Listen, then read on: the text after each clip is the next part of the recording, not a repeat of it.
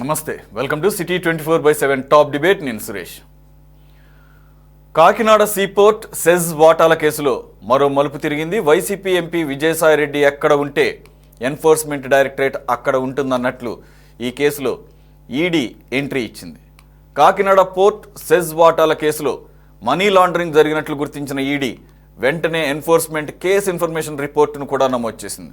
అంతేకాదు ED Vijayasai Reddy YV Subbareddy కుమారుడు విక్రాంత్ రెడ్డి, సాయిరెడ్డి అల్లుడి సోదరుడైన శరత్ చంద్రారెడ్డికి నోటీసులు కూడా పంపింది. ప్రస్తుతానికి విచారణకు నిందితులు డుమ్మా కొట్టినా తర్వాతైనా వారు ఈడీ ముందు హాజరు కాక తప్పని పరిస్థితి. కాకినాడ పోర్ట్ వాటాల వ్యవహారంలో ఊహించని విధంగా ఈడీ రంగంలోకి దిగడంతో ఈ కేసు ఎప్పుడు ఏ మలుపు తిరుగుతుందో అనే ఉత్కంఠ నెలకొంది. ఇక మరోవైపు 6 నెలల క్రితం వైనాట్ 175 అని ఉపన్యాసాలు దంచేసిన వైసీపీ అధినేత జగన్ ఇప్పుడు సరికొత్త నినాదం అందుకుంటున్నారు. టీడీపీకి వైనాట్ సింగిల్ డిజిట్ అంటున్నారు. వచ్చే ఎన్నికల్లో చంద్రబాబు పార్టీని సింగిల్ డిజిట్ దాటనీయకూడదని శపథం చేస్తున్నారు. 6 నెలలకే ప్రభుత్వంపై ఇంత వ్యతిరేకత ఎప్పుడూ లేదంటూ చెప్తున్నటువంటి జగన్ కష్టాలు ఎల్లకాలం ఉండవు, పగల తర్వాత రాత్రి ఎలా వస్తుందో కష్టం తర్వాత సుఖం వస్తుందంటూ వేదాంత ధోరణిలో మాట్లాడుతున్నారు. మరి జగన్ తప్పులు సరిదిద్దుకుని ఆ దిశగా కార్యాచరణ రూపొందించుకుంటారా, లేదంటే ఆయనవి దింపుడు కళ్యం ఆశలేనా? ఈ అంశాలపై ఈరోజు డిబేట్లో పార్టిసిపేట్ చేస్తున్నారు కాంగ్రెస్ అధికార ప్రతినిధి షేక్ సైదా గారు. నమస్తే సార్, వెల్కమ్ టు డిబేట్. అలాగే సిపిఎం కేంద్ర కమిటీ సభ్యులు మాజీ ఎమ్మెల్యే గఫూర్ గారు జాయిన్ అయ్యారు. నమస్తే సార్. అలాగే ప్రముఖ రాజకీయ విశ్లేషకులు సీనియర్ జర్నలిస్ట్ కోటేశ్వర గారు కూడా జాయిన్ అయ్యారు. కోటేశ్వర గారు, ముందుగా విజయసాయిరెడ్డి గారి అంశం చూద్దాం సార్. కాకినాడ సీపోర్ట్ అలాగే కాకినాడ సెజ్ ఈ రెండిటి వ్యవహారం మనం చూస్తున్నాము. ఆల్రెడీ సిఐడి కేసు నమోదు చేసింది, ఎఫ్ఐఆర్ నమోదు చేసింది. దానిలో భాగంగా శరత్ చంద్రారెడ్డికి నోటీసులు కూడా పంపిందంటున్నారు. నెక్స్ట్ మిగిలిన వాళ్ళకు కూడా పంపుతుందంటున్నారు. సిఐడి విషయానికి వచ్చేసరికి స్టేట్ విభాగం. ఇకపోతే ఏదైతే బలవంతంగా వాటాలు బదిలీ చేయించుకున్నారు కేఎల్ రావు నుంచి, అప్పటి ఓనర్ అయిన దానికి అన్నట్టుగా, అంటే ఆయనకు ఉన్నటువంటి వాటాలని ఏదైతే ఆడిట్ సంస్థ ద్వారా కొన్ని ఫ్యాబ్రికేటెడ్ డాక్యుమెంట్స్ సృష్టించి 960 కోట్ల రూపాయలు నివేదిక తయారు చేయించి కేఎల్ రావు గారి ఆధ్వర్యంలో ఉన్నటువంటి, అప్పుడు ఆయనకున్నటువంటి వాటాల ద్వారా ఉన్నటువంటి ఆధ్వర్యంలో నడుస్తున్నటువంటి ఆ రెండింటి ద్వారా కాకినాడ సీపోర్ట్ అలాగే సెజ్ల ద్వారా అప్పటి జగన్మోహన్ రెడ్డి ప్రభుత్వం కాబట్టి మీ మీద కేసులు పెడతాము, అరెస్ట్ చేస్తాము అన్నదానికి ప్రతిఫలంగా వాటాల బదలాయింపు అరవిందో ఇన్ఫ్రాకి జరిగినట్లుగా ఆరోపణలు సార్. ఇప్పుడు ప్రభుత్వం మారిన తర్వాత కేఎల్ రావు గారు మొన్నటి వరకు యూఎస్లో ఉన్నారంట, ఆయన చెప్తున్నారు. మరి ఆయన వచ్చి ఇప్పుడు ప్రభుత్వం మారింది కాబట్టి ఇప్పుడు నా గోడు వింటారు అని చెప్పి కూటమి ప్రభుత్వంలో వచ్చి ఇప్పుడు సిఐడికి రిపోర్ట్ చేయడం జరిగింది, ఎఫ్ఐఆర్ నమోదు చేయడం.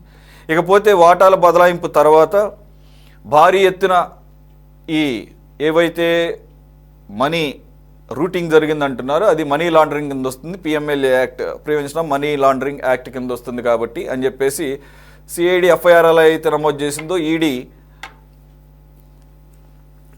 ఎన్ఫోర్స్మెంట్ కేస్ ఇన్ఫర్మేషన్ రిపోర్ట్ని తయారు చేసిందని చెప్తున్నారు. దానిలో భాగంగా వారి పరిధిలో వాళ్ళు కూడా నోటీసులు ఇచ్చారు. అయితే మొత్తానికి అందరికీ ఇచ్చారట సార్ నోటీసులు. ప్రతి ఒక్కళ్ళు తలా ఒక రీజన్ చెప్పారట డుమ్మా కొట్టడానికి. విజయసాయిరెడ్డి గారేమో నేను పార్లమెంట్ సమావేశాల్లో ఉన్నాను, కుదరదు. వైవి సుబ్బారెడ్డి గారి కుమారుడు ఏవనుగా ఉన్నటువంటి విక్రాంత్ రెడ్డి తనకి ఆరోగ్యం బాగాలేదని, శరత్ చంద్రారెడ్డి చాలా బిజీగా ఉన్నానని చెప్పేసి ఇలా రకరకాల కారణాలు. ఈవెన్ ఆఖరికి విజయసాయిరెడ్డి గారికి సంబంధించిన సంస్థగా చెప్తున్నటువంటి పీకేఎఫ్ శ్రీధర్ సంతానం ఎల్ఎల్పికి కూడా నోటీసులు ఇచ్చారని తెలుస్తుంది. త్వరలోనే ఈ మొత్తం ప్రొసీడింగ్స్, మనీ ప్రొసీడింగ్స్ అంతా కూడా final beneficiary Aurobindo realty infra కాబట్టి దానికి కూడా నోటీసులు ఇస్తారని చెప్పేసి అంటున్నారు. సరే, దీన్ని ఎలా చూడాలి? ఈడీ సిబిఐ కేసులు మనం చూసాము. విజయసాయిరెడ్డి గారికి ఈడీ కేసులు ఏం కొత్త కాదు. గతంలో జగన్మోహన్ రెడ్డి గారి కేసుల్లో కూడా ఆయన ఏటూగా ఉన్నారు. జగన్మోహన్ రెడ్డి గారు ఎన్ని కేసుల్లో ఉన్నారో ఆయన కూడా అన్ని కేసుల్లో ఉన్నారు, సిబిఐ ఈడీ కేసులు. ఆయన మొన్న మధ్య అయితే ఘనంగా చెప్పారు తన మీద ఒక కేసు విషయంలో లుక్అవుట్ సర్క్యులర్స్ ఇస్తారా, ఎంతో అవమానం నాకు ఈడీ, నేను ఎక్కడికి వెళ్ళాలన్నా విదేశానికి వెళ్ళాలంటే నేను అసలు పర్మిషన్ తీసుకోవాలి, సిబిఐ పర్మిషన్, ఈడీ పర్మిషను, ఇంక మీరు సెపరేట్గా సర్క్యులర్ ఇవ్వడం అంటే నన్ను అవమానించినట్లే అని చెప్పేసి ఆయన తీవ్రంగా ధ్వజమెత్తిన పరిస్థితి చూసాము. సో ఈడీ కేసులు ఇంతకుముందు ఈడీ కేసులు ఎట్లా ఉన్నాయో అట్లాగే ఉండే అవకాశం ఉంది. ఇంకోటి విజయసాయి రెడ్డి గారి పొలిటికల్ అఫిలియేషన్స్ మనం చూస్తూనే ఉంటాము. బీజేపీకి ఉద్ధరణ కొద్దీ బాకా కొడుతుంటారు ఆయన. ఈ కేసు ద్వారా ఇదేమన్నా సీరియస్గా కానీ తీసుకుంటే విజయసాయి రెడ్డిని కాస్త బీజేపీకి దగ్గరగా చేసే అవకాశం ఉందా పొలిటికల్గా దగ్గరగా చేస్తున్నారు లేదా అనేటువంటిది మనం ఇప్పుడే చెప్పలేము. ఎందుకు అంటే పొలిటికల్గా ఇప్పుడు కొత్తగా దగ్గర అయ్యేదేమి లేదు. గతంలోనే వాళ్ళంతా కూడా బీజేపీకి దగ్గరగా ఉన్నారు. అయితే ఆంధ్రప్రదేశ్లో ఉన్నటువంటి పరిస్థితుల్లో బీజేపీ వాళ్ళతో లాభం లేదు అని చెప్పేసి గత అసెంబ్లీ లోక్సభ ఎన్నికల సందర్భంగా చివరిలో ప్లేట్ ఫిరాయించి చంద్రబాబు నాయుడు తోటి కలిసిందనేటువంటిది బహిరంగ రహస్యం. అందువలన గతంలో పరస్పరం బీజేపీ అదేవిధంగా వైసీపీ సంబంధాలు పొందినటువంటి తెరవెనుక లబ్ధి ఇట్లాంటి అంశాలన్నీ ఉన్న నేపథ్యంలో వెంటనే రాజకీయంగా వాళ్ళు విడిపోయేటువంటి అవకాశం కూడా లేదు. అయితే అదే సందర్భంలో కలిసినట్టుగా కూడా కనిపించరు. ఎందుకు అంటే వాళ్ళ లోగుట్టు వీళ్ళకి, వీళ్ళ లోగుట్టు వాళ్ళకి తెలుసు కనుక అదంతా కూడా ఒక లాలూచి వ్యవహారం లాగా కనిపిస్తాం. ఇప్పుడు ఈ కేసుకు సంబంధించి అనేక సందేహాలు ఉన్నాయి. ఎందుకంటే నిండా మునిగినటువంటి వ్యక్తులకి ఈడీ లేదా సిబిఐ కేసులకి ఏమీ కొత్తగా బాధించేటువంటి ఏమి కాదు, లేకపోతే దీని గురించి వాళ్ళు ఏమీ ఆందోళన పడేటువంటిది కాదు. ఇక్కడ సమస్య ఏంటంటే ఆ సైజు కాకినాడ సైజుకు సంబంధించినటువంటి వాల్యుయేషన్ బుక్ లో ఉన్నటువంటి వాల్యుయేషన్ దాని ప్రకారం చేశారా, లేకపోతే మార్కెట్ లో ఇంత ఉంటుంది అనేటువంటి అంచనా ప్రకారం అనేటువంటిది మనకి తెలియాల్సింది. ఎందుకంటే ఒక కంపెనీ విలువ బుక్ వాల్యూ వేరుంటుంది, మార్కెట్ లో దాని షేర్ వాల్యూ వేరుగా ఉంటుంది. అందుకని దీనిలో మనకి బయటకు రావాల్సిన ఏంటంటే వేల కోట్ల రూపాయలు ఉన్నటువంటి దాన్ని చాలా తక్కువ మొత్తాలకి కొనుగోలు చేశారు అంటే ఏ ప్రాతిపదికన కొనుగోలు చేశారు, ఆ ఒప్పందం ఏమిటి అనేటువంటి వివరాలు బయటకు వస్తే తప్ప ఈ కేసు యొక్క పూర్వపరాలు కానీ లేదా ఇది నిలుస్తుందా లేదా అనేటువంటిది కానీ మనకి తెలియదు. అందువల్ల కేవీ రావు గారు కానీ లేకపోతే సంబంధిత వ్యక్తులు కానీ డెఫినెట్ గా ఇవాళ గతంలో జరిగినటువంటి వివిధ రాష్ట్రాల్లో కానీ లేదా ఆంధ్రప్రదేశ్ లో కానీ జరిగినటువంటి పరిణామాలు లేదా అధికారంలో ఉన్నటువంటి వ్యక్తులు వాళ్ళతో చేతులు కలిపినటువంటి వాళ్ళు వీళ్ళందరినీ చూసినప్పుడు బెదిరింపులు, మాఫియా పద్ధతులు, లేకపోతే ఇతరత్ర బ్లాక్ మెయిల్స్ ఇవన్నీ కూడా సహజంగానే అందరూ అనుమానిస్తున్నది. దీనిలో కూడా అటువంటి ఉదంతం ఉన్నది. అయితే మనం గతంలో జగన్మోహన్ రెడ్డి గారి కంపెనీల్లో పెట్టుబడులు పెట్టినటువంటి ఒక ఆంధ్రప్రదేశ్కి చెందినటువంటి ఒక పారిశ్రామిక వాణిజ్యవేత్త చేసినటువంటి వాదనలు కూడా మనం మర్చిపోకూడదు. ఏమిటి అంటే 10 రూపాయల ముఖ విలువ కలిగినటువంటి షేర్ ని 300 రూపాయలకి కొనుగోలు చేశారు. ఎందుకు చేశారు అంటే నేను వ్యాపారవేత్తని, నాకు ఈ 10 రూపాయల షేర్ కొంటే 300 లేదా అంతకంటే ఎక్కువ లాభం వస్తుంది అనేటువంటి అంచనా నాకున్నది. అందుకని నేను 10 రూపాయల షేర్ 300 రూపాయలకు కొన్నాను. ఒకవేళ నా అంచనా తప్పి రాలేదు అనుకోండి, నష్టపోయేది నేనే కదా, నేను అఫీషియల్ గానే కొనుగోలు చేస్తున్నాను కదా, దీనిలో దాపరికం ఏముంది అని చెప్పేసి వాదించినటువంటి దాన్ని మనం గుర్తెచ్చుకోవాలి. దానికి ప్రతిగా ఏం పొందారు, వివిధ ప్రాజెక్టుల్లో భూములు, వ్యవహారం ఆయన పొందారు. క్విట్ ప్రోకో అనేటువంటిది అక్కడి నుంచే కదా వచ్చింది. అందువలన ఇటువంటి వ్యవహారాల్లో 10 రూపాయలుగా ఉన్నటువంటి బుక్ వాల్యూ ప్రకారం ఆ సెటిల్మెంట్ ఇదిగో నీకు 2,500 కోట్లు 3,000 కోట్లు ఉన్నటువంటి వాల్యూ గల దాన్ని నీ బుక్ వాల్యూ ప్రకారం 400 కోట్లే ఉందని 400 కోట్లు ఇచ్చి సంతకం పెడతావా లేదా అని తుపాకి చూపించారా లేదా, ఇట్లాంటివన్నీ కూడా బయటకు రావాల్సిందనేది నా అభిప్రాయం. Okay sir. సైదా గారు, విజయసాయి రెడ్డి గారికి నిజంగానే సిబిఐ ఈడీ కేసులు కొత్త ఏం కాదు. ఓకే, రెండోది మరో యాంగిల్ చూద్దాం. ఈ దేశంలో ఈడీ కన్విక్షన్ రేటు <1%. అది కూడా రాజకీయ ప్రేరేపితమైన కేసులే ఎక్కువగా ఉంటాయి అన్నది. అఫ్కోర్స్ ఇప్పుడు దీన్ని ఆ కోణంలో చూడటానికి అవకాశం లేదులేండి. Of course still it's in the enquiry స్టేజ్లో ఉంది కాబట్టి, ఇన్వెస్టిగేషన్ స్టేజ్లో ఉంది కాబట్టి. అయితే ఇక్కడ గమనించాల్సింది సిఐడి కన్నా ఈడీ దూకుడుగా ఉందని అర్థమవుతుంది. అంటే నా వరకు నేను చూసింది సిఐడి ఇప్పటి వరకు ఓన్లీ శరత్చంద్రారెడ్డికి మాత్రమే నోటీసులు ఇస్తే, ఏకంగా ఈడీ ఇప్పటివరకు మనకు తెలియదు. ఈడీ ఆల్రెడీ ఈసీఐఆర్ అంటే ఎఫ్ఐఆర్ లాగానే ఈసీఐఆర్ తన ఒక రిపోర్టు ఫైల్ చేయటం, దానిలో భాగంగా అంటే ప్రిలిమినరీ ఎంక్వైరీ జరిగిపోయింది, ప్రిలిమినరీ ఇన్వెస్టిగేషన్, దానిలో భాగంగా ప్రైమా ఫేసి చూసింది. కాబట్టి మొత్తం అందరికీ కూడా ఎక్సెప్ట్ ఫైనల్ బెనిఫిషరీ అయిన అరబిందో రియల్టీ ఇన్ఫ్రా దానికి కూడా త్వరలోనే నోటీసులు ఇస్తామంటున్నారు. ఇక్కడ క్రూషియల్గా గమనించాల్సింది ఏంటంటే, మనీ రూటింగ్ జరిగింది, మనీ లాండరింగ్ జరిగింది అని ప్రాథమికంగా గుర్తించడం జరిగింది ఎప్పుడైతే లావాదేవీలు జరిగిన తర్వాత. కాబట్టి ఈడీ దూకుడుగా ఉందని అర్థమవుతుంది. అది వాళ్ళు ఉన్నారా లేదా పక్కన పెడితే, దీనిలో ఒక్కళ్ళు కూడా నోటీసులు అందిన వాళ్ళు ఒక్కళ్ళు కూడా అటెండ్ కాలేదు. మరి ఈడీకి పవర్స్ లేవా?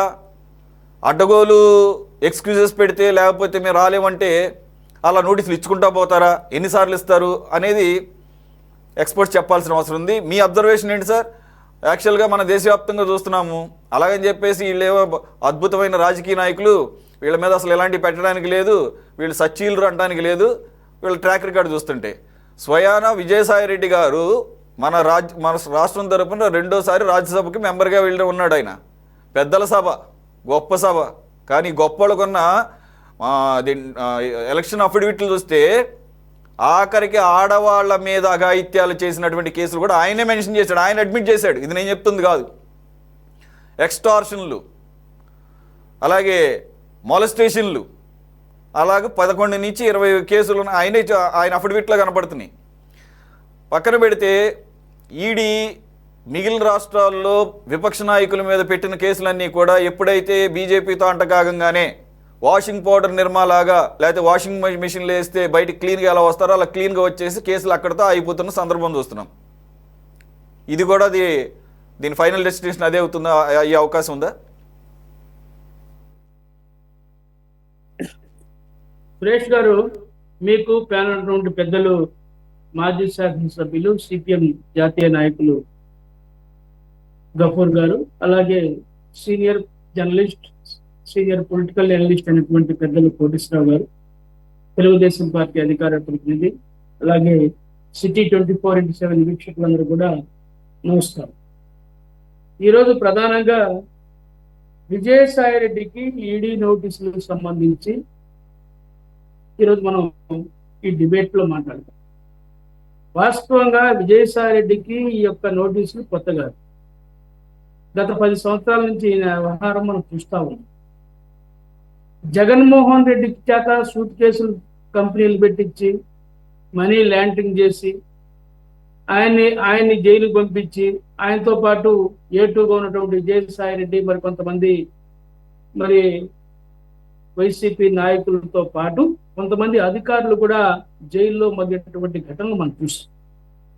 అయితే ఇంత జరిగిన అధికారంలోకి వచ్చే 5 సంవత్సరాల కాలంలో పాత జ్ఞాపకాలన్నీ మర్చిపోయి, ఎందుకంటే తప్పు చేస్తే శిక్ష పడినటువంటి ఒక ఆలోచన, ఎందుకంటే మనిషికి ఒక మాట గుడ్డుకు ఒక దెబ్బని పెద్దలు ఒక సామెత జరిగింది. ఎందుకంటే ఈ విజయసాయిరెడ్డి జైలుకి వెళ్ళొచ్చి నానా ఇబ్బందులు పడి బెయిల్ మీద బయట తిరుగుతున్నటువంటి ఈ వ్యక్తి మరో తప్పు, వైవి సుబ్బారెడ్డి కొడుకు, యువ నాయకుడు, భవిష్యత్తు విక్రాంత్ రెడ్డి కూడా ఈ కేసులో ఇన్వాల్వ్ చేసినటువంటి పరిస్థితి. అలాగే చూసినట్లయితే అరవిందో కంపెనీ, ఇది అసలు దీని మూలాలన్నీ కూడా అరవిందో కంపెనీ ఎక్కువ లబ్ధి పొందినటువంటి కంపెనీ. ఎవరైతే కేవీపీ అయినటువంటి వెంకటేశ్వరరావు గారు వీళ్ళ మీద కేసు నమోదు చేశాడో దాని పర్యవసానంగా సిఐడి కేసు నమోదు చేయడం, ఈ యొక్క నేర అభియోగాల క్రింద ఈడీ కూడా దీంట్లో ఎంటర్ అయి ఈరోజు నోటీసు పరిస్థితి మనం చూస్తాం. నిజంగా ఎంత దుర్మార్గం అంటే, ఆ రోజు 2500 కోట్ల విలువ కలిగినటువంటి వాటాలని ఎంత దుర్మార్గంగా మరి గొంతు మీద కత్తి పెట్టి లాక్కున్నారో మనం చూసాం, కేవలం 494 కోట్లకి. అలాగే ఈ సెజ్కు సంబంధించి కూడా 1100 కోట్లు విలువ కలిగినటువంటి షేర్స్ ని, సెజ్ ని కేవలం 12 కోట్ల రూపాయలు గొంతు మీద కత్తి పెట్టి దుర్మార్గంగా మరి ఆ యొక్క యజమానిని భయపించి, వెంకటేశ్వరరావు గారిని భయపించి ఏ విధంగా మరి రాయించుకున్నారో మనం చూసాం. ఇలాంటి దుర్మార్గమైనటువంటి పరిస్థితుల్లో ఈరోజు సిఐడి ముందుగా ఒక కదలిక తీసుకొచ్చినటువందుకు మనం అభినందించాం. అలాగే ఈడీ కూడా దీంట్లో ఎంటర్ అయి మనీ ల్యాండింగ్ జరిగినటువంటి విషయానికి సంబంధించి మరి ఎంటర్ అయి ఈరోజు నోటీసులు జారీ చేయడం మనందరం అభినందించాల్సిన విషయం. నేను ఒకటే అడుగుతున్నా సురేష్ గారు, ఏం చేసుకుంటారు ఈ 1,000 కోట్ల రూపాయలు ఈ దొంగలు? నేను అదే అడుగుతా ఉన్నాను. ఎందుకంటే జానెడు పొట్ట కోసం, సస్తే అడుగుల నేల కోసం వీళ్ళు ఎందుకు ఇంత తాపత్రయపడతారో నాకు అర్థం కాదు. 1,000 కోట్ల రూపాయలు సస్తే ఏమన్నా ఈ డబ్బులు యొక్క దాన్ని ఏమంటారు, చనిపోయిందాన్ని తవ్వుతారే గుంత, ఆ గుంతలు వేసుకొని చేస్తారా, లేకపోతే కాల్చినప్పుడు ఆ డబ్బులు కూడా వీళ్ళు పెట్టి కాలుస్తారా? నాకైతే అర్థం కాదు. ఇంత దుర్మార్గంగా 1,000 కోట్లు ప్రజాధనాన్ని లూటీ చేసి, వ్యాపార సంస్థలను భయపించి, కోర్టు యజమానుల్ని భయపించి ఏ విధంగా లాక్కుంటా ఉన్నారు? అసలు వీళ్ళు మనుషులేనా అని చెప్పి నేను అడుగుతా ఉన్నా. ఇల్లికి భిక్షం పెట్టని ఈ దొంగలు ఈరోజు ఈ సంపదని 1,000 కోట్లు ఈ పోర్టును అడ్డాగా చేసుకొని పేదల బియ్యాన్ని మొక్కినటువంటి పంది కుక్కులు వీళ్ళు మనం చూస్తా ఉన్నాం. ఈరోజు 1 కాదు 2 కాదు 48,000 లక్షల కోట్ల విలువైనటువంటి బియ్యం మన యొక్క కాకినాడ పోర్టు నుంచి తరలిపోయిందంటే విదేశాలకి. ఏమనాలి వీళ్ళని? నేను ఒకటే కోరుతా ఉన్నా, కొరడా దులిపించాల్సిన అవసరం ఉంది. కొరడా దులిపించి వీళ్ళని కటకటాల వెనక్కి నెట్టాల్సిన అవసరం ఉంది. ఇంకా కుంటి సాకులు చెప్తా ఉన్నారు. ఈడీ నోటీసులు జారీ చేస్తే మాకు పార్లమెంట్ ఉంది. ఈయన పెద్ద సభలో మీరు చెప్పినట్టుగా మీకు కామెంట్స్ లో 2వ సారి రాజ్యసభకి వెళ్ళాడు. పెద్దల సభ ఆయన చరిత్ర మొత్తం చూస్తే పెద్దోడు కాదు చిల్లరోడు అనగా తేలుతా ఉంది మనకు. వాస్తవంగా చూస్తూ ఉంటే పెద్ద మనిషి కాదు చిల్లర మనిషి అని. అలాంటి వాడిని 2వ సారి రాజ్యసభకు పంపించినటువంటి పార్టీ గురించి, ఆ అధినాయకుని గురించి మనం అనుకోవాలి. ఎందుకంటే ఆయన కూడా అనుకోవడానికి లేదు. ఆయన కూడా 11-12 కేసుల్లో ఏమును ముద్దాయి. యథారాజా తథా ప్రజ అన్నట్టుగా ఈ వ్యవస్థ మొత్తం అదే విధంగా నడటం అనేది చాలా బాధాకరం. ఎందుకంటే దీనికి సంబంధించి ఈడీ కేసుల్లో మీనమేషాలు లెక్కించకుండా మనం చూసాం. సిబిఐ కేసుల్లో గతంలో వివేకానంద రెడ్డి హత్యకు సంబంధించి అవినాష్ రెడ్డిని అరెస్ట్ చేయకపోతే ఈ రాష్ట్ర పోలీస్ యంత్రాంగం దగ్గరుండి ఆయన అరెస్ట్ కాకుండా కాపాడేటువంటి ఘటన మనం చూసాం. అత్యున్నతమైనటువంటి సిబిఐ సంస్థ జేబు సంస్థగా ఉన్నటువంటి పరిస్థితులు మనం చూస్తాము. ఈరోజు ఈడీ ఏం చేయబోతా ఉంది, లేకపోతే సిఐడి ఏం చేయబోతా ఉంది, మనం చూడాల్సిన అవసరం ఉంది. ఎందుకంటే ఒక ఆయనకి పార్లమెంటు సమావేశాలు ఉన్నాయంటాడు, ఒక ఆయనకి ఆరోగ్యం బాగలేదంటాడు, ఇప్పుడే ఒక ఆయన నాకు కుదరదు అంటాడు. సురేష్ గారు, మీరు కానీ మన పేరున్నటువంటి మన నలుగురం ఎవరైనా మా కుదరలే రాలేదంటే స్థానిక పోలీస్ ఎస్ఐ మనం పిట్టి కేసు పెడితే సైదా గారు ఒక్క నిమిషం. మీరు అన్నారు కదా, ఆయన కూడా ఇదే కాదు సాకు చెప్పింది. నేను ఆంధ్రప్రదేశ్ రాష్ట్రం తరపున రాజ్యసభలో నా వాణి వినిపించాలి, నాకు రాజ్యసభ సమావేశాలు జరుగుతున్నాయని చెప్పాడు కదా. మీరు గమనించారో లేదో ప్యానల్ మెంబర్స్ ఎవరైనా, 70 years ఆఫ్ కాన్స్టిట్యూషన్ సందర్భంగా జరుగుతున్న చర్చ సందర్భంగా విజయసాయి రెడ్డి గారికి అవకాశం ఇస్తే టైం అంతా వేస్ట్ చేశాడండి. చివరికి సభలో చైర్లో కూర్చున్న అతను అసహనంతో, ఆయన చైర్మన్గా కూర్చున్న ఆయన అసహనంతో ఎన్నోసార్లు వార్నింగ్ ఇచ్చాడు, టాపిక్ రండి అని. కాన్స్టిట్యూషన్ గురించి మాట్లాడమంటే మాట్లాడకుండా టీడీపీ లేదంటే రాజకీయాలు మాట్లాడుకుంటూ చివరికి చూసిన వాళ్ళకి ఎంత ఎబ్బెట్టుగా ఉందంటే, ఆంధ్రప్రదేశ్ తరపున నా రాష్ట్రం తరపున ఈయన రాజ్యసభ మెంబర్గా వెళ్ళినందుకు సిగ్గుపడ్డా నేను. 5 నిమిషాల పాటు వార్న్ చేస్తూనే ఉన్నాడు. Come to the subject, come to the point, nothing will go in to the record అని చెప్పేసి చైర్మన్ చెప్తున్నా. అది పెద్దల సభ, ఈయన ఒక పెద్ద మనిషి, ఆయన చర్చ మనం వినాల్సినటువంటి దౌర్భాగ్యం. అతను దాన్ని సాకుగా చూపించి ఈడీకి నాకు పార్లమెంట్ సమావేశాల్లో నేను పీకేస్తున్నా అని చెప్పేసి వీళ్ళకి ఎక్స్క్యూజెస్ ఇవ్వడం సందర్భం తీసుకొచ్చారు కాబట్టి చెప్తున్నాను. నేను అదే సురేష్ గారు, ఇలాంటి వాళ్ళకి విషయం తెలియదు, ఏదో రాసుకొని పట్టుకొని వచ్చి అదేం చెప్పాలనుకున్నా అది చెప్తారు, కానీ ఇంకో 2వ విషయం మాట్లాడే పరిస్థితి లేదు. వీళ్ళకి తెలిసిందంతా తెలివేందంటే సూట్ కేసులు పెట్టడం. చివరికి కూడా మాట్లాడలా. చివరికి కూడా కాన్స్టిట్యూషన్ గురించి 70 సంవత్సరాల ఈ రాజ్యాంగం గురించి ఒక్క మొక్క మాట్లాడకుండా మా రాష్ట్రంలో ఇదేంటి శాంతి భద్రతలు లోపించినాయి, వాళ్ళు అలా చేస్తున్నారు, కక్ష సాధింపు చర్యలు చేస్తున్నారు, మా మీద కేసులు పెడుతున్నారు, అసలు ఏమన్నా సంబంధం ఉందా? చెప్పొచ్చు, సందర్భోచితంగా పాయింట్స్ రైజ్ చేయాలి. చివరికి మనకి ఇచ్చిన టైంని వేస్ట్ చేస్తే చైర్మన్ అసహనంతో కూర్చోమంటే కూర్చున్నాడండి. అది పరిస్థితి.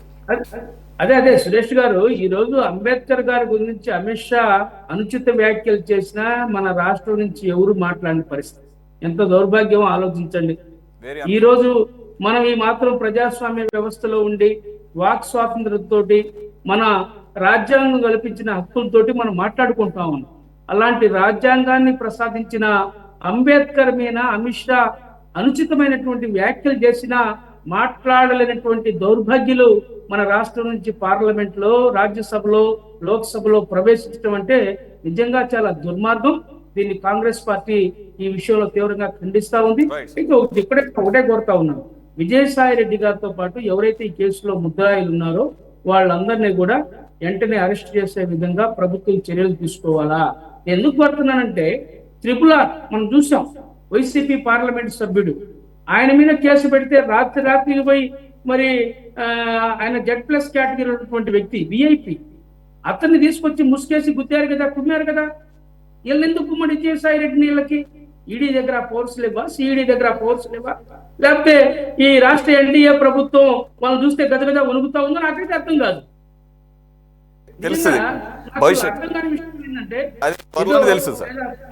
పరిగణన పెడతా ఉన్నారు వీళ్ళు, ఎందుకంటే పిచ్చుకమైన బ్రహ్మాస్త్రాలు వేస్తున్నారు కానీ అసలు పాత్రధారులను అరెస్ట్ చేయటంలా. ఇప్పటికి దొంగలు అనేక మంది. ఇప్పుడు చంద్రబాబు నాయుడిని, ఎన్డీఏ కూటమిని ఈ తీవ్రంగా విమర్శించినటువంటి వ్యక్తుల్ని మళ్ళా వీళ్ళు పార్టీలో చేర్చుకొని వాషింగ్ మిషన్ లాగా తయారైంది తెలుగుదేశం కూడా. వాళ్ళ కార్యకర్తలు తిరుగుబాటు చేసే పరిస్థితి వస్తా ఉంది. మనం చూసాం మొన్న నాని విషయం కూడా, ఒక్కొక్కటి బయటపడతా ఉన్నాయి. వీళ్ళు కూడా వాళ్ళలాగే తయారవుతున్నారు, వీళ్ళ పరిస్థితి కూడా అంతే అని చెప్పి నేను భావిస్తా ఉన్నాను. రైట్. గఫూర్ గారు, సార్, విజయసాయి రెడ్డి గారికి ఈడీ, సిబిఐ కేసుల గురించి మనం కొత్తగా మాట్లాడుకోవాల్సిన అవసరం లేదు కాబట్టి ఆయన కూడా ఆయన యాక్చువల్గా ఒక రకంగా చెప్పాలంటే ఢిల్లీలో పొలిటికల్ లైజనింగ్ చేస్తారు అన్న ఒక పేరు కూడా ఉంది. ఇప్పుడు దీని ద్వారా ఇంకాస్త బీజేపీ వైపు ఇంక్లైన్ అయ్యే అవకాశాలు ఏమైనా ఉన్నాయి అంటే, నేను అనేది కేసుకి ఇది ఒక్క కేసు వల్ల వెళ్ళిపోతాడని కాదు, ఓవరాల్గా. సురేష్ గారు, మీకు మిగతా పెద్దలందరికీ నమస్కారం అండి. ఒకటి, సురేష్ గారు, రోజు మీరు పత్రిక చూడడం లేదా? పత్రికల్లో ఫోటోలు వస్తున్నాయి. ఆయన హోమ్ మినిస్టర్తో రోజు కూర్చొని సమావేశం అవుతున్నాడు. హోమ్ మినిస్టర్ రోజు కూర్చోవడం అంటే పైరవీలు చేయకుండా ఏముంటాయండి? పైరవీలే కదా. కాబట్టి ఆయన వైసీపీ తరఫున బీజేపీతో బ్రోకరేజ్ చేస్తున్నాడు. ఇది విజయసాయి రెడ్డి యొక్క పాత్ర. అట్లాగే తెలంగాణ హైకోర్టులో ఈ మధ్య చార్టర్డ్ అకౌంటెంట్స్ వాళ్ళ సంఘం ఏదైతే ఉందో ఆ సంఘం తరఫున ఒక అఫిడవిట్ ఫైల్ చేస్తున్నారు. అవును sir, Indian chartered association of అదే ఇన్స్టిట్యూట్ కమిటీ వాళ్ళు ఏమన్నారంటే, ఇతను ప్రొఫెషనలిస్ట్ కాదు, మా ప్రొఫెషన్ గురించి చాలా అన్యాయం చేసినాడు, ఇతను ఉండకూడని పద్ధతిలో ఈయన వ్యవహారం సాగుతుంది, కాబట్టి మా అసోసియేషన్ తరఫున అతని చార్టర్డ్ అకౌంటెన్సీ రద్దు చేయాలా అనేటువంటిది ప్లీ వాళ్ళది. అంటే ఇతను ఏం పని చేస్తున్నాడంటే వైసీపీ తరఫున బ్రోకరేజ్ చేస్తున్నాడు తప్ప చార్టర్డ్ అకౌంటెంట్ పని చేయడంలే. ఇకపోతే కాకినాడ పోర్టులో ఇప్పుడు కేవీ రావు మీద కూడా నాకుండే రిజర్వేషన్ నాకున్నాయండి. కేవీ రావును అంత సులభంగా నమ్మాల్సిన వ్యక్తి కాదు. ఎందుకు నేను చెప్తున్నానంటే, ఇప్పుడు మొత్తం ఆ పోర్టుకు అయ్యేటువంటి 3-4 వేల కోట్ల రూపాయలు గవర్నమెంట్ డబ్బు అండి. ఏషియన్ డెవలప్మెంట్ బ్యాంక్ నుంచి అప్పు తీసుకున్నాం మనం. ఆ అప్పుకు వడ్డీ సహా మనం రీపే చేస్తూ ఉన్నాం గవర్నమెంట్ తరఫున. దాంట్లో ఏమిటి కండిషను? 20% పోర్ట్ యొక్క ఆదాయంలో గవర్నమెంట్కి ఇవ్వాలా. ఇప్పుడు వైసీపీ వాళ్ళు బెదిరించడానికి ఏది సాధన చేసుకున్నా అంటే, నువ్వు ఇంతకాలము డబ్బులు కట్టలేదు, 960 కోట్ల రూపాయలు కట్టాలి ఈ గవర్నమెంట్కు న్యాయంగా 20% లెక్కన, మా లెక్కలు ఇవి, మా చార్టర్డ్ అకౌంటెంట్ చెప్పినారు, కాబట్టి 960 కోట్ల రూపాయల ప్రజాధనాన్ని మింగేసినామని నీ మీద కేసు పెడతాం, నిన్ను అరెస్ట్ చేస్తామని చెప్పినారు. అరెస్ట్ నుంచి తప్పించుకున్నాడు. ఎందుకంటే ఆ రోజు అరెస్ట్ చేసిండొచ్చు, వీళ్ళ చేతిలో సంపూర్ణ అధికారం ఉంది. అరెస్ట్ నుంచి తప్పించుకోవాలా, ఎందుకు వచ్చిన గొడవ వీళ్ళతోనే అతను కాంప్రమైజ్ అయిపోయినాడు. కాంప్రమైజ్ అయిపోయి 400 కోట్లకు 360 కోట్లకు ఒప్పుకున్నాడు. అందులో 200 కోట్లు క్యాష్ బ్యాలెన్స్ ఉండింది పోర్టు దాంట్లో. ఆ డబ్బులే ఇచ్చినారు, ఇతనికి ఏం వేరే డబ్బులు ఇవ్వలే, పోర్టు డబ్బుల నుంచే ఇచ్చారు. కాబట్టి కేవీ రావు ఈరోజు వచ్చేసి అమాయకంగా ముఖం పెట్టి బేలతనం పెడుతున్నా అంటే అతన్ని క్షమించాల్సిన పని లేదని నా అభిప్రాయము. కాబట్టి నా సజెషన్ ఏమంటే, తెలుగుదేశం అధికార ప్రతినిధి కూడా ఉన్నాడు కాబట్టి తెలుగుదేశం ప్రభుత్వానికి కూడా నేను చేసేటువంటి రిక్వెస్ట్ ఏమంటే, మీకు నిజంగా సిన్సియారిటీ ఉంటే, మీరు నిజంగా ప్రజా ప్రయోజనాన్ని కాపాడాలనుకుంటే, violation of the agreement, terms of agreement కింద ముందు కాకినాడ పోర్టును మీరు స్వాధీనం చేసుకోండి. ఎందుకంటే మీరు కేవీ రావు అసోసియేట్స్తో మీరు ఒప్పందం చేసుకున్నారు, ఆయన వాళ్ళకి అమ్మేసినాడు. అసలు ఈ 20% డబ్బులు కట్టకుండా రాష్ట్ర ప్రభుత్వానికి అన్యాయం చేసినారు, మోసం చేసినారు. మోసం చేసిందే కాకుండా మొత్తం షేర్స్ ట్రాన్స్ఫర్ చేసినారు. ఈ ట్రాన్స్ఫర్ చేసిన దాంట్లో ఆ 960 కోట్లు రాలే మనకు. కాబట్టి ముందు state government should hand over the port. ఆ తర్వాత ఎవరికి ఇస్తారనేది కొత్తగా టెండర్లు వేసి ఎవరికి ఇవ్వాలని చూడొచ్చు. అయితే దీంట్లో లీగల్ ఇంప్లికేషన్స్ కూడా ఉంటుంది. నేను ఏదో సరళంగా చెప్పేస్తే అదంతా లీగల్ అని చెప్పలేను, కానీ ప్రజల యొక్క ఆలోచన చెప్తున్నాను నేను. అప్పుడే న్యాయం జరుగుతుంది. ఇప్పుడు ఈడీ నోటీసులు ఇవ్వడం అనేటువంటిది సహజమైన పరిణామం అది. అయితే ఈడీ నోటీసులు ఇప్పుడు విజయసాయి రోజు అమిత్ షా దగ్గర కూర్చుంటానే ఇద్దరు కలిసి గడ్డి బిక్తారా? కాబట్టి ఇవన్నీ మాట్లాడుకుంటుంటారు. ఈడీ నోటీసులు అవి ఇవి పెద్దగా ఏం పనిచేయవు. రాష్ట్ర ప్రభుత్వానికి పట్టుదల ఉంటేనే ఏమైనా జరుగుతుంది. ఎందుకంటే ఈ మధ్య మనం చూసాము, సెంట్రల్ గవర్నమెంట్ వైసీపీ మీద దాడి రాకుండా కాపాడుతుంది అనేది ప్రజలందరూ అనుకుంటున్నారు. జగన్మోహన్ రెడ్డి మీద కానీ లేకుంటే వైసీపీ నాయకత్వం మీద కానీ కేసులు కానీ జైల్లో వేయడం కానీ జరగకుండా చూడాలని పైనుంచి ఇష్టం. చివరికి ఏంటంటే ప్రజల మీద 150 కోట్ల రూపాయల భారం వేసే అదానీ ఒప్పందాన్ని కూడా రద్దు కానీ లేవాలి. మనకు కనపడకపోవచ్చుది, కానీ వెనుక ప్రజలది. చంద్రబాబు నాయుడు కూడా చేతులు ఎత్తేసిన పరిస్థితి. ఇప్పుడు కాకినాడ పోర్టులో చంద్రబాబు నాయుడు ప్రభుత్వం, కూటమి ప్రభుత్వం లేదా జనసేన టీడీపీ ప్రభుత్వం, ఏ ప్రభుత్వం అని అనుకోండి, నిజంగా ఆంధ్ర రాష్ట్రం మీద ప్రేమ ఉంటే, మేము అధికారం కోసం అనుభవించడం కోసం వచ్చినారంటారా? సరే, మీ ఇష్టం, మీరు 4.5 సంవత్సరాలు ఇంకా ఉంటారు మీరు అనుకుంటారు. కానీ ప్రజలు మాత్రం పిచ్చోళ్ళు కాదు, అన్నీ గమనిస్తున్నారు. కాబట్టి ప్రజలు ఏమనుకుంటారంటే మీకు సిన్సియారిటీ లేదని. సిన్సియారిటీ ఉంటే ముందు కాకినాడ పోర్టు స్వాధీనం చేసుకోవడానికి సంబంధించి ఫైలు మీరు అడ్వకేట్స్ పంపించి వాళ్ళ సలహా తీసుకొని దానికి ఏం మూవ్ చేయాలో చూడండి. నంబర్ 1.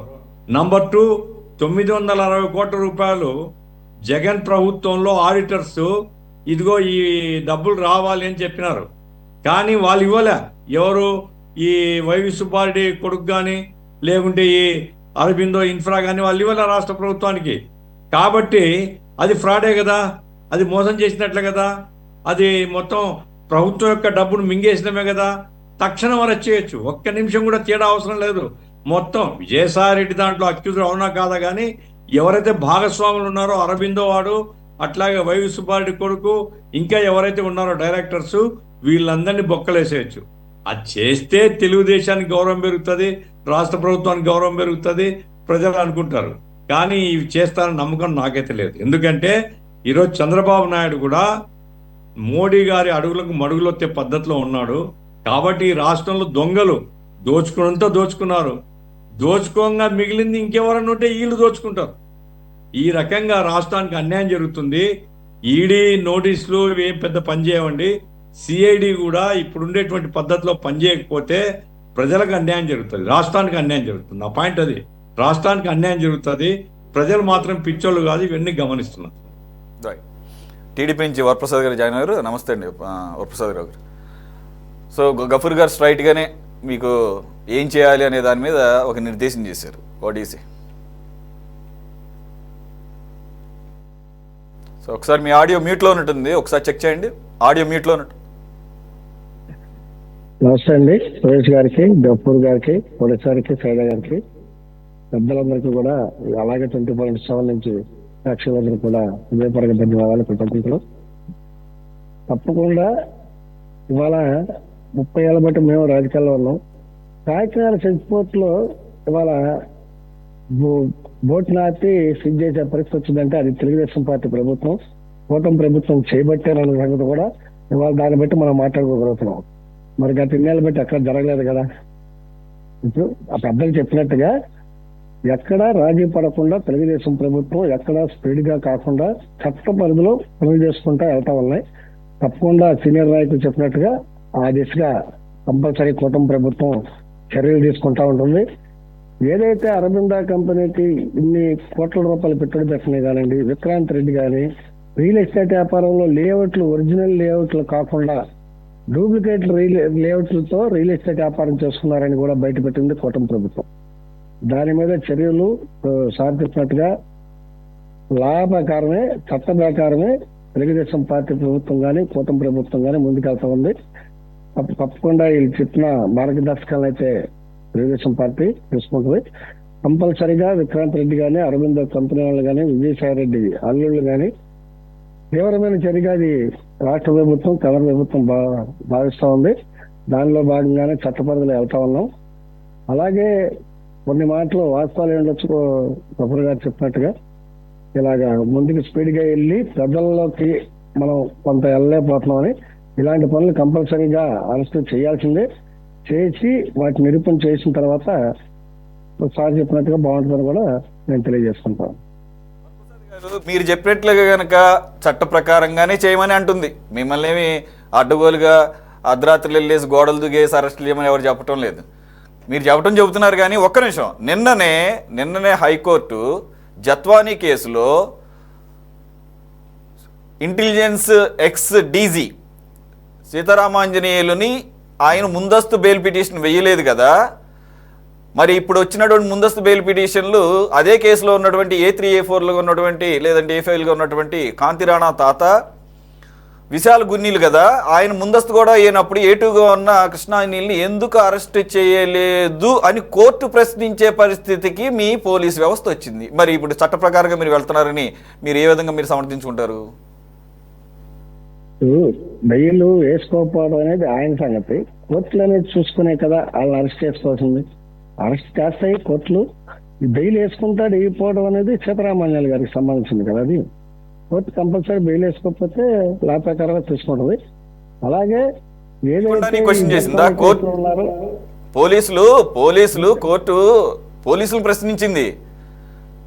మరి వీళ్ళు అరెస్ట్ భయంతో ముందస్తు బెయిల్కి వచ్చారు, ఆయనకు అరెస్ట్ భయం లేదా లేదా ఆయన అరెస్ట్ చేసే ఉద్దేశం లేదా అని కదా క్వశ్చన్ చేసింది.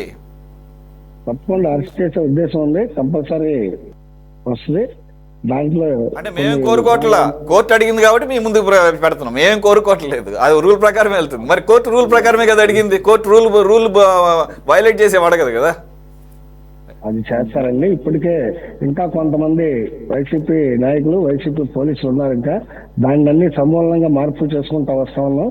దానిలో భాగంగా ఒకవేళ ఆయనకి ఏమన్నా మంచి క్లీన్ అండ్ ట్రాక్ రికార్డ్ ఏమన్నా ఉందా అనుకుంటే నాకన్నా కూడా గఫూర్ గారు బాగా చెప్తారు ఆయనకున్నటువంటి ట్రాక్ రికార్డు, ఆయనకి ఎన్ని యాంగిల్స్ ఉన్నాయి, ఎంత మల్టీ టాలెంటెడ్ అనేది మీరు వింటారండి చెప్తున్నాను. కాబట్టి అంటే ఒకవేళ లేదు ఏదో పొరపాటున దీంట్లో ఏదో ఇదైపోయాడు, పైన పెద్దల ప్రెజర్ వల్ల ఏదో అయ్యాడు అని చెప్పేసి ఏమన్నా ఎక్స్క్యూజ్ చేస్తున్నారంటే అది కూడా కాదు కదా. అదే లేదండి, అలాంటి కాదు కోర్టులు అడుగుతుంది కాదు సార్, తెలుగు తమ్ముళ్ళు అడుగుతున్నారు, తెలుగుదేశం అడుగుతుంది, ప్రభుత్వాన్ని అడుగుతున్నారు కాబట్టి అలాంటి తారతమ్యాలు ఏముండవు. ముందు ప్రభుత్వం పోలీసులు కావాలని అప్పచెప్పి ఇక ప్రభుత్వం ప్రజలకు చేయాలని చేసిన దాంట్లో భాగంగానే ఇవాళ మాట పడాల్సి వచ్చిన కోర్టు ద్వారా తప్పకుండా దాని మీద కూడా చర్యలు ఉంటాయని తెలియజేసుకుంటారు. Okay right. ఇక మీరు అంతకన్నా ఏం చెప్పగలరు? ఇప్పుడు మీ అధినాయకత్వం మాట్లాడలేని పరిస్థితులు ఉన్నప్పుడు వీ కెన్ అండర్స్టాండ్ దట్.